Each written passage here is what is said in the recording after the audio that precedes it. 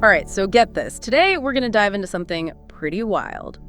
We're talking about Albert Einstein, the guy who figured out relativity, and what he found so interesting about, wait for it, Buddhism. Yeah, that's kind of mind-blowing, right? You wouldn't think those two things go together, Yeah. but Einstein, he called himself a deeply religious non-believer, and he actually saw a connection there. And today we're looking at a YouTube video from the Ego Podcast, Buddhism channel. It's called Albert Einstein. The Buddha found what he was searching for Buddhism podcast. And the video starts by talking about how Einstein, he was really into the universe, like how amazing it is. Yeah. But he wasn't really into traditional religion. Yeah, that's right. He had that famous quote, "I am a deeply religious non-believer." Seems kind of contradictory, but it kind of makes sense when you think about how he saw Buddhism. He thought it actually fit with a modern scientific worldview. You know, Buddhism doesn't have a god or a bunch of strict rules. It's more about like experiencing how everything's connected. And that idea that everything's connected, that's a big theme in both Einstein's science and in Buddhist philosophy. Einstein, with his theory of relativity, showed us that the universe is basically a bunch of relationships, everything's affecting everything else. And the Buddha, he taught about this thing called dependent origination, the idea that everything exists because of other things, nothing's just by itself. So they were both saying that at its core, reality is totally interconnected, not like how we usually see things as separate and independent. But how did they think about that idea of interconnectedness and our human experience of feeling separate, of having a self? That's where it gets super interesting. Both Einstein and the Buddha, they questioned this idea of a solid, unchanging self. Einstein even called it an optical delusion of consciousness. And the Buddha, with his teachings on anatta, or no self, he was saying that what we think of as our self is really just a bunch of physical and mental stuff that's always changing. Hold on, are you saying our sense of self, our me-ness, is an illusion? Doesn't that, like, totally mess with everything we believe about ourselves and where we fit in the world? It's a pretty radical idea, I know. And it's not saying that we don't experience ourselves as individuals. Of course, we have thoughts and feelings and memories that make us feel unique. But Einstein and the Buddha were suggesting that this self, it's more fluid, more impermanent than we think. Like a wave in the ocean, it has a shape, but it's part of the water, can't really separate them. Okay, so our self isn't this fixed thing, but more like a process, a constant flow of experiences. But why should we care? How does this affect our everyday lives? This is where both Einstein and the Buddha get really practical. They both thought that clinging to this fixed sense of self is the root of a lot of our suffering. Einstein even said it's like a prison, how our ego self traps us in our own desires and limited perspectives. Wait, Einstein actually used the word prison. That's not what you'd expect from a genius scientist. What's this prison metaphor all about? Well, think about it. We spend so much time and energy defending our sense of self, protecting our ego, chasing things we think will make us happy. But all that striving, it often just leads to anxiety, frustration, and a feeling of separation from other people. We're stuck in this prison we've built for ourselves. Okay, I see what you're saying. So they're both suggesting that if we let go of this fixed sense of self, we can actually experience more freedom and happiness. Exactly. And they each had their own ways of getting there. Yeah. Einstein talked about expanding our compassion to include every living being. He thought that by recognizing our interconnectedness and feeling empathy, we could escape the limitations of our ego self. The Buddha, with his teachings on the Noble Eightfold Path, gave us guidelines for developing wisdom, ethical behavior, and mental discipline. So it's not just about understanding it intellectually, it's about changing how we live, how we interact with the world and ourselves. But honestly, this whole thing about interconnectedness and no self, it seems a little abstract. Can you give me an example of how this actually plays out in real life? Like, how does letting go of this prison of self actually lead to more freedom and happiness? Well, think about a time when you were in a conflict with someone, maybe a disagreement or a misunderstanding. It's easy to get stuck in our own point of view, defending our ego and seeing the other person as the enemy. Oh yeah, I've been there. You put up walls, refuse to budge, and it's almost impossible to find common ground. Exactly. But what if, right then, we could pause and see that the other person is also stuck in their own prison of self? What if we could see them not as an opponent, but as another human being, struggling with their own fears and insecurities and desires? That's a pretty big shift in perspective, but I can see how it could maybe de-escalate things and open up space for dialogue and understanding. Right. And that's just one example of how letting go of that prison of self can make you happier and freer. It lets you approach situations with more empathy, compassion, and wisdom instead of reacting out of fear and defensiveness. Okay, now I'm seeing how these abstract ideas can actually be practical. But before we go too far down that road, I'm curious about something. You said that Einstein thought Buddhism was compatible with a modern scientific worldview. What did he mean by that? Well, he was impressed by how much Buddhism focuses on observation, experience, and critical thinking. Unlike some religions that rely on blind faith or dogma, Buddhism encourages you to question everything, to test the teachings against your own experience, and to arrive at your own understanding. This really resonated with Einstein's scientific approach, which is also based on observation, experimentation, and a willingness to challenge existing theories. So he saw a parallel between the scientific method and the Buddhist path of inquiry. They both involve a process of observation, experimentation, and refining your understanding, which leads to a deeper understanding of reality. Precisely. And this is where the parable of the poisoned arrow comes in. It's a story the video uses to illustrate how important it is in Buddhism to focus on practical solutions instead of getting lost in abstract thought. Ooh, that sounds interesting. Tell me more about this story. Imagine someone gets shot with a poisoned arrow and their friends run to get a doctor. But the wounded person refuses treatment, demanding to know everything about the arrow, who shot it, why, where the poison came from. They'll probably die before they get those answers. That's a powerful image. It's like they're so focused on the intellectual puzzle that they're completely missing the urgent need for action. Exactly. And the Buddha used this story to highlight the importance of focusing on what's practical and relevant to alleviating suffering. Don't get lost in abstract intellectual debates. Focus on what you can actually do to make a difference. Wow, I see a clear connection to Einstein's approach. He was a man of action, driven to solve real-world problems. He wasn't content to just theorize about the universe. He wanted to understand how it works and use that knowledge to make a positive impact. Right, and I think there's a powerful message there for all of us today. Both Einstein and the Buddha, in their own ways, challenged us to move beyond just thinking about things and actually engage with the world in a more mindful and compassionate way. They urged us to not just contemplate the nature of reality, but to actively participate in shaping it. Okay, I'm starting to see these deeper connections, but let's come back to Einstein's religious non-belief for a moment. You mentioned he wasn't into traditional religious dogma, but what did he believe in? What was the source of his spirituality? That's a question that's fascinated scholars for decades. Einstein never explicitly said he followed any particular religion, but his writings and his life show a deep sense of awe and reverence for the universe. He often talked about a cosmic religious feeling that came from contemplating the vastness, complexity, and elegance of the cosmos. So he experienced a kind of spirituality that went beyond organized religion, a spirituality that came from directly experiencing the universe and its mysteries. Exactly. And this is where his connection to the philosopher Spinoza gets really interesting. Einstein quoted Spinoza a lot, who basically said that God is the same thing as nature. Wait, hold on. God is nature. Can you explain that a little bit? So Spinoza, he was a fascinating thinker in his own right. And he argued that everything that exists, from tiny particles to huge galaxies, is all part of one interconnected substance, which he called God, or nature. There's no separation between the divine and the material world. So it's like this huge cosmic web, everything woven together. Precisely. And that idea really resonated with Einstein. He saw the universe as this incredibly ordered and awe-inspiring system, but didn't think it was because of a personal God in the traditional sense. He saw this inherent order as evidence of a profound divinity within nature itself. That's a pretty radical idea, especially for his time. And it seems to align with the Buddhist view of interconnectedness and the rejection of a separate creator deity. Absolutely. And it speaks to this common thread we're seeing between Einstein and the Buddha, rejecting blind faith and dogma, having deep reverence for the mystery and interconnectedness of the universe, and emphasizing personal experience and observation as the path to understanding. So instead of relying on external authorities or scriptures, they both encouraged people to look within and experience the world directly, to trust their own observations and insights. Exactly.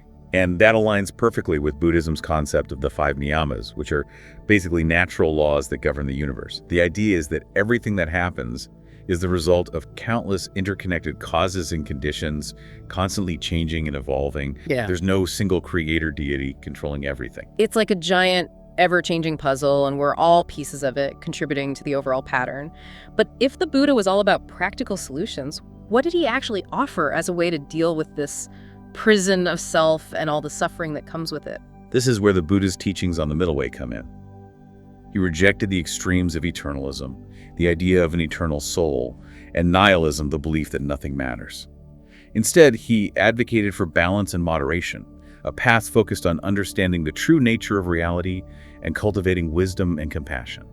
And how does that connect with Einstein's ideas about breaking free from the prison of self? It seems like they were both pointing toward a similar goal, even though they used different language and approaches.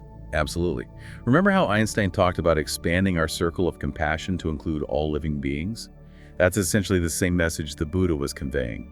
He taught that by cultivating compassion, we weaken the grip of our ego selves and begin to see the interconnectedness of all things. This leads to a sense of liberation and inner peace, which ultimately helps us address the problem of suffering. So it's not about feeling sorry for others, but about cultivating a deep understanding of our shared humanity, recognizing that we're all interconnected and that our actions have consequences that ripple outwards, affecting others and the world around us. Precisely. It's about recognizing that we're all in this together. Our actions have consequences, and by cultivating compassion, we can create a more harmonious and just world. Okay, I'm starting to see how these ideas connect, but what specific practices did the Buddha recommend for cultivating this kind of compassion and understanding? We've talked about the Noble Eightfold Path, but can you give me some concrete examples? Of course. The Noble Eightfold Path includes right understanding, right thought, right speech, right action, right livelihood, right effort, right mindfulness, and right concentration. Wow, that's quite a comprehensive path. It seems like it touches on every aspect of life. It does. Essentially, it's about cultivating wisdom, ethical conduct, and mental discipline. It's a lifelong journey, not a quick fix. But the point is, the Buddha offered a practical roadmap for anyone seeking to break free from the limitations of self and live a more meaningful life. It sounds like a lot of work, but I'm curious, how does this path connect to Einstein's ideas about the sensation of the mystical? Remember, we talked about how he saw that sensation as the source of all true science. That's a great connection. In many ways, the Buddha's path is also about cultivating a sense of awe and wonder at the mystery of existence. It's not just about dry intellectual understanding. It's about tapping into something deeper, something more experiential. So both Einstein and the Buddha were pointing towards a way of knowing that goes beyond the purely rational or the purely material, a way of knowing that embraces the mystery and interconnectedness of life. Precisely. And that's why, even though they came from vastly different backgrounds and used different language, both Einstein and the Buddha arrived at similar conclusions about the importance of humility, compassion, and a deep appreciation for the interconnectedness of all things. Okay, I'm really struck by how Einstein was drawn to Spinoza's concept of God as nature itself. It seems like a very modern, almost pantheistic view of spirituality. It is, and it's a view that's gaining more traction today as people seek meaning and purpose outside traditional religious frameworks. In a way, it's a more scientific approach to spirituality, one that embraces the mystery and complexity of the universe without resorting to supernatural explanations. And it seems like this kind of spirituality aligns well with the Buddhist emphasis on personal experience and observation. Absolutely. Both approaches encourage us to engage with the world directly, to cultivate a sense of wonder and curiosity, and to trust our own inner wisdom. But let's dig a little deeper into how these ideas translate into practical action. We've talked about the prison of self and the importance of compassion, but how did the Buddha actually suggest we go about breaking free from this prison and experiencing this deeper level of interconnectedness? That's a great question. I'm all ears. What specific practices did he recommend? Well, that's where his teachings on mindfulness and meditation come in. And these practices are incredibly relevant to our lives today, even if we don't consider ourselves Buddhists. Okay, I've heard a lot about mindfulness lately. What exactly is it, and how does it connect to these bigger ideas we've been discussing? Mindfulness is basically about paying attention to the present moment without judgment. It's about noticing our thoughts, feelings, and sensations as they arise without getting caught up in them or trying to change them. So it's about becoming more aware of our own inner world. Sounds simple enough, but I imagine it's harder than it sounds. It definitely takes practice, but through this practice of awareness, we start to see how our thoughts and feelings create our reality. We realize that we're not our thoughts, and we're not our emotions. We're something much greater than that. Okay, I see how that connects to the idea of the self as an illusion. We're not identifying with our fleeting thoughts and emotions, but rather observing them with a sense of detachment. But how does this help us break free from the prison of self? Well, by cultivating mindfulness, we start to weaken the grip of our ego selves. We see that our thoughts and emotions are constantly changing and that we don't have to be controlled by them. This creates a sense of space and freedom, allowing us to respond to situations with more wisdom and compassion. So it's like we're creating a gap between ourselves and our reactions. We're not just mindlessly reacting to everything that happens, but we have the ability to choose how we respond. Exactly. And in that gap, we find freedom.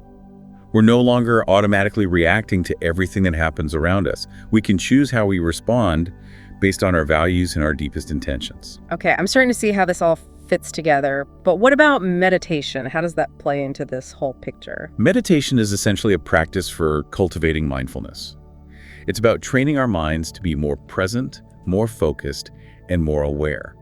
There are many different types of meditation, but they all share this common goal. So it's like exercise for the mind. We work out our minds just like we work out our bodies to make them stronger and more resilient. Exactly. And just like physical exercise strengthens our bodies, meditation strengthens our minds, making them more resilient, more focused, and more compassionate. Okay, I'm starting to see why Einstein might have been drawn to these ideas. It's like a scientific approach to spiritual development. It's not about blind faith, but about training the mind and cultivating certain qualities. It is. And it's a path that's open to anyone, regardless of their religious beliefs or background. It's about recognizing the potential for growth and transformation that exists within each of us. So even though Einstein wasn't a Buddhist, we can still learn from both him and the Buddha when it comes to expanding our own awareness and compassion.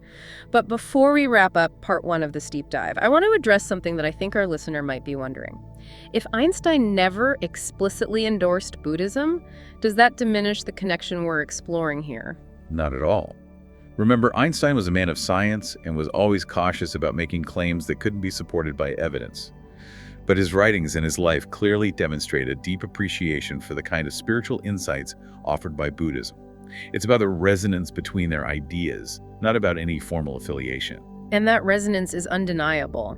Both Einstein and the Buddha challenged conventional thinking, emphasized the importance of personal experience and observation, and pointed towards a more compassionate and interconnected way of being in the world. Exactly. And in part 2 of this deep dive, we'll explore this connection even further, looking at how Einstein's scientific insights about the universe actually align with some of the core principles of Buddhist philosophy. Okay, I'm excited to delve deeper into those connections. Until next time, keep those minds curious. So, welcome back. It's amazing to think about how Einstein's work in physics, especially his theory of relativity, actually kind of echoes some really fundamental Buddhist principles. Okay, I'm ready to be amazed. Hit me with those Einstein-Buddha connections. All right, so think about Einstein's big idea, space-time. He showed us that space and time, they're not separate, absolute things. They're actually woven together like a fabric.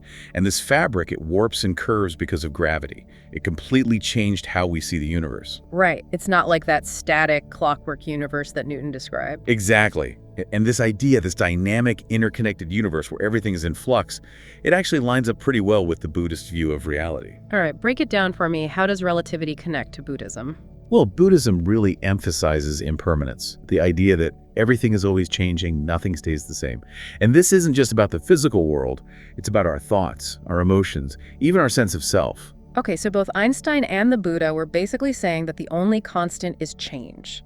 There's no such thing as a fixed, unchanging reality.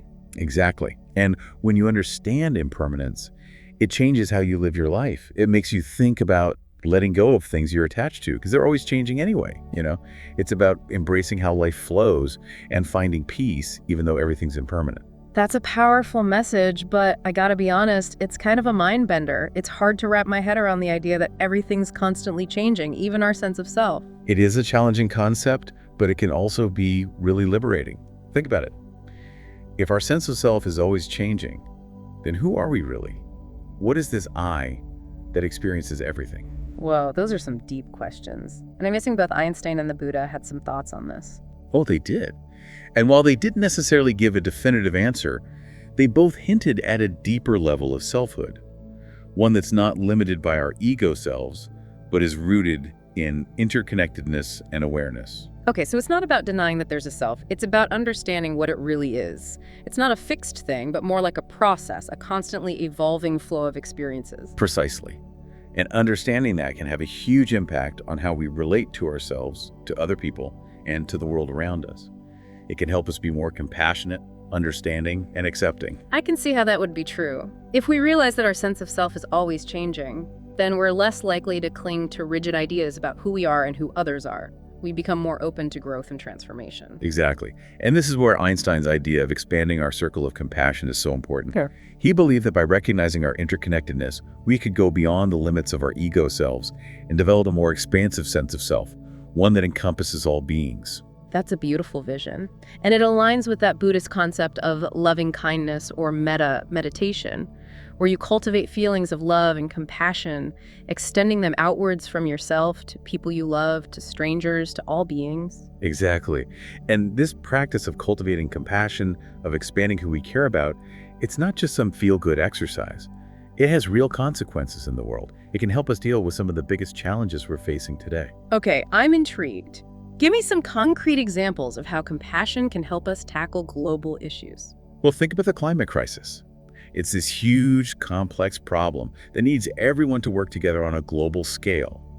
But if we're all caught up in what's best for ourselves, in protecting our own little corner of the world, it's hard to see the bigger picture and do things that benefit everyone. Right. We need to move past just thinking about ourselves and recognize that we're all connected, that our actions have consequences for others, both near and far. Exactly. And that's where compassion is essential. It lets us see beyond just our own immediate needs and act in ways that are good for everyone. Okay, so compassion isn't just a nice thing to have. It's actually crucial for our survival as a species. Absolutely. And both Einstein and the Buddha understood this. They both saw compassion as this powerful force for change, both personally and for society as a whole. Okay, but I'm wondering about something. We've talked a lot about the similarities between Einstein's and the Buddha's views on the universe and the self. Were there any areas where their perspectives were different? That's a great question. And while they agreed on a lot, there were also some subtle but important differences in their approaches. Okay, tell me more. Where did they diverge? Well, one key difference was how much they emphasized the roles of science and spirituality. Einstein, being a physicist, was mainly focused on understanding the material world, figuring out the laws of nature that govern the universe. The Buddha, on the other hand, was more focused on the internal world, on understanding the nature of the mind and how to free ourselves from suffering. So Einstein was looking outward, and the Buddha was looking inward. But they both recognized the limitations of their respective fields. Exactly. Einstein knew that science couldn't answer all the big questions about meaning and purpose. He famously said, "Science without religion is lame. Religion without science is blind."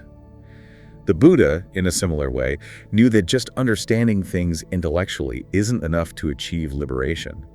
It takes a transformation of the heart, a cultivation of compassion and wisdom that goes beyond just knowledge. Okay, so they were both advocating for a more holistic approach to understanding reality, an approach that brings together both scientific and spiritual perspectives. Precisely. And I think there's a really important message there for us today. We live in a world that often separates things into neat little boxes, like science over here and spirituality over there, reason versus intuition, the head versus the heart. But both Einstein and the Buddha were pointing towards a more integrated way of understanding, a way that embraces the whole spectrum of human experience. That's a powerful message, and it really highlights how important it is to develop both our intellectual and our emotional intelligence.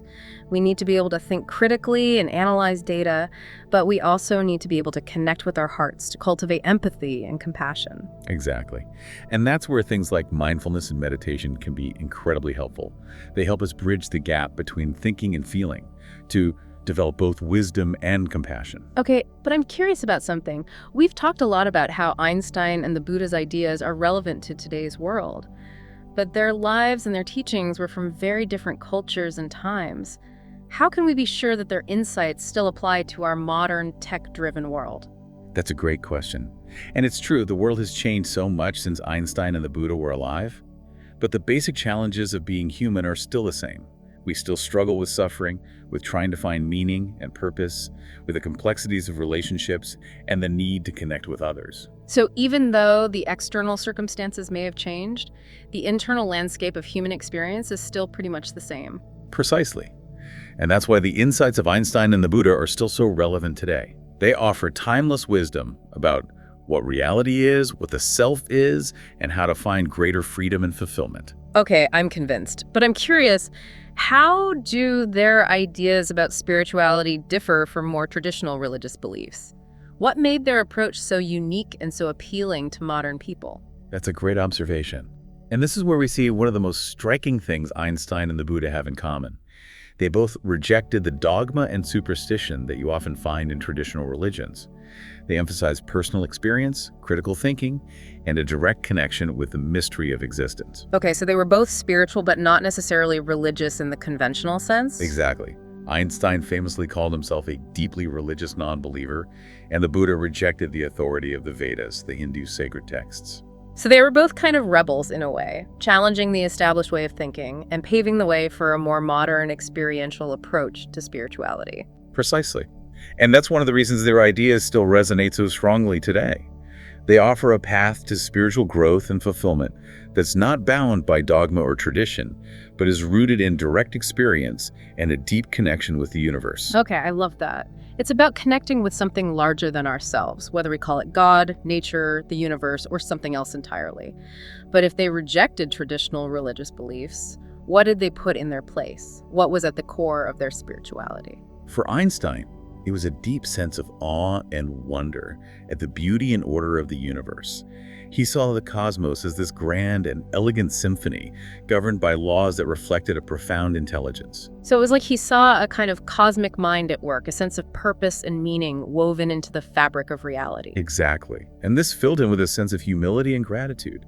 He felt deeply connected to the universe and to all living things. That's beautiful. But what about the Buddha? What was the foundation of his spirituality? Well, for the Buddha, it was the realization that suffering is caused by our attachment to things that are impermanent, our clinging to the illusion of a separate self.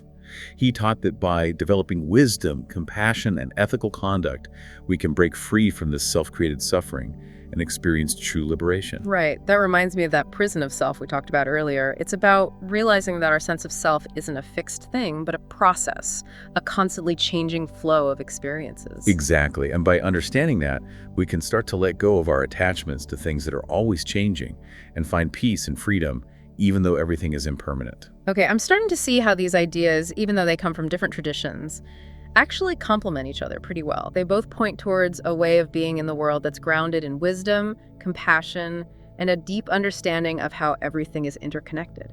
Absolutely. And that's one of the most exciting things about exploring where science and spirituality intersect. We can draw insights from different perspectives and create a more complete and nuanced understanding of ourselves and the universe. Okay, I love that. It's not about choosing one over the other, but rather about integrating them into a more holistic view of the world. And I think that's a powerful message for our listeners today. We don't have to limit ourselves to one way of knowing or one set of beliefs. We can be open to wisdom and insights from many different sources. Exactly. And that openness, that willingness to look beyond the limits of our own viewpoints is crucial for both personal growth and societal change. It lets us see the world with fresh eyes, connect with others in more meaningful ways, and tackle the challenges we face with more wisdom and compassion. Okay, I'm feeling inspired to keep exploring all of this. But before we go to part 3, I have one last question for this segment. We've been talking a lot about how Einstein and the Buddha's ideas are relevant to our lives today. But how did their ideas about spirituality actually show up in their lives? Did they have any specific daily practices or routines that helped them cultivate these insights? That's a great question. And while we don't have super detailed accounts of their daily lives, we can get some clues from their writings and from people who knew them. Let's start with Einstein. He was known for his intense focus and his ability to concentrate for long periods. He also valued simplicity and routine. He famously said, "I have no special talents, I am only passionately curious." This suggests a mind that was constantly engaged, always trying to understand the world around him. So it's like his whole life was a form of meditation, a constant exploration of the mysteries of the universe. He was bringing mindfulness to his scientific work, always looking for deeper understanding. Exactly. And this aligns with that Buddhist idea of bringing mindfulness to everything you do, not just when you're formally meditating. Okay, that makes sense. But what about the Buddha? What do we know about his daily routine? Well, according to Buddhist texts, the Buddha had a pretty structured daily routine that included meditation, teaching, and interacting with his students. He also emphasized ethical conduct and mindfulness in everything he did. So it's like he was walking the talk, living by the principles he was teaching. He wasn't just talking about mindfulness and compassion, he was actually living it. Exactly. And that's a crucial point. Both Einstein and the Buddha weren't just philosophers talking about ideas. They lived by those philosophies, and that's why their insights are so powerful and have lasted so long. Okay, but what did their routines actually look like? What specific practices did they do? Well, for the Buddha, meditation was a core practice. He supposedly spent hours each day meditating, cultivating mindfulness and insight. He also taught his students various meditation techniques, like breathing exercises and being mindful of your body and mind. So it was like a mental workout, training the mind to be more present and aware, kind of like how Einstein was constantly exercising his mind through his scientific explorations. Exactly. And this lines up with what modern science is finding about the benefits of meditation, like reduced stress, better focus, and improved emotional control. Okay, that's fascinating. But what about Einstein? Did he have any formal meditation practices? We don't have any evidence that Einstein formally meditated, but he did talk about how important solitude, reflection, and connecting with nature were. He famously said, "Look deep into nature, and then you will understand everything better." This suggests someone who's looking for stillness and clarity in the midst of a busy life. So it's like he found his own ways to be mindful and gain insight, even if he didn't use those specific words. Exactly. And this is a really important point. The path to wisdom and compassion isn't the same for everyone. There are many different ways to cultivate these qualities, and what matters most is finding what works for you. Okay, I'm really seeing how Einstein and the Buddha, despite their different backgrounds and ways of approaching things, were both pointing towards a similar truth about the human experience and our potential for transformation. Absolutely. And that truth is something we can all access. It's not about becoming a scientist or a monk. It's about developing the mental and emotional qualities that allow us to see past our limited ego selves and connect with something larger than ourselves. Okay, but we've talked a lot about these big ideas. What are some practical things people can do to start incorporating these insights into their own lives? What can our listeners do to bring a little bit of Einstein and the Buddha into their daily routines? Well, one simple but powerful practice is mindfulness of breath. Just take a few moments each day to focus on your breath, noticing how it feels to breathe in and out. This can help calm your mind, reduce stress, and make you more present. That sounds pretty doable. What else can people try? Another great practice is loving kindness meditation. This is about cultivating feelings of love and compassion, first for yourself, then for people you love, then for strangers, and eventually for all beings. I've heard really good things about loving kindness meditation. It seems like it's really resonating with people these days, especially with all the division and uncertainty in the world. It is. It's a practice that can help us be more empathetic, understanding, and connected, both within ourselves and in our relationships with others. Okay, so mindfulness and loving kindness meditation are two good practices to start with. What else can our listeners do? Well, another simple but powerful practice is to cultivate gratitude. Take a few minutes each day to think about the things you're grateful for, both big and small. This can help shift your focus away from what you're lacking and toward all the good things that are already present in your life. That's a good reminder. It's easy to get caught up in our own little world and forget to appreciate all the good stuff we have. It is. And gratitude is a powerful way to counteract negativity and dissatisfaction. It helps us to see the world with new eyes and to appreciate the interconnected web of life that supports us all. Okay, I'm going to try to remember to practice gratitude every day. But before we wrap up part 2, I have one last question. We've talked a lot about how Einstein and the Buddha were ahead of their time. But what about today? Are there any thinkers or movements happening now that are carrying on this idea of bridging science and spirituality? That's a great question. And yeah, there's a lot of cool stuff happening right now where science and spirituality meet. For example, there's this growing field of research called contemplative neuroscience. It's basically looking at what happens in the brain when people practice things like mindfulness, meditation, and other contemplative practices. Okay, so scientists are actually studying the effects of these practices on the brain. Exactly. And what they're finding is pretty amazing. They're showing that these practices can actually change how the brain is structured and how it functions. It's leading to more gray matter in the areas of the brain that deal with attention, empathy, and emotional regulation. Wow, so it's not just some new agey thing. There's real science behind these practices. Absolutely. And that's just the beginning. There's also this growing movement to integrate mindfulness and compassion practices into healthcare, education, and even businesses. Okay, so it seems like we're finally catching up to the insights that Einstein and the Buddha were pointing towards all those years ago. Exactly. And I think this is a really hopeful sign for the future. As we continue to bridge the gap between science and spirituality, we're opening up new possibilities for people to thrive. and for creating a more compassionate and just world. Okay, that's a beautiful thought.